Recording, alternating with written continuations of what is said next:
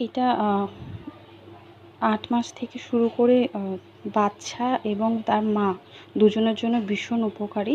এটা আছে ওটস সিদ্ধ করা, দুধ, এটা একটু কলা কুচানো, খেজুর, এটা বাচ্চাকে আপনি চটকে দেবেন, আর বাদামটাকে বাচ্চাকে বেটে দেবেন, এটা পেস্তা এর মধ্যেই বাটা আছে, আর কলা কুচানো আপনি এরকম করে দিয়ে এটা মিক্সিতে পেস্ট করে আপনি বাচ্চাকে খাওয়াতে পারেন।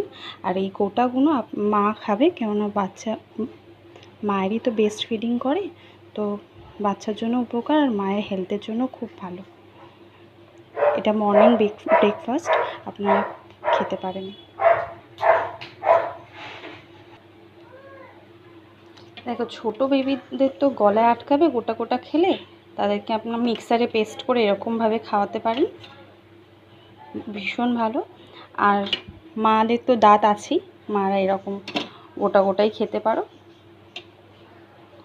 Thank you. আশা করি ভিডিওটা তোমাদের ভালো লাগলো, আর মারা করে দেখো যারা দেখবে এটা।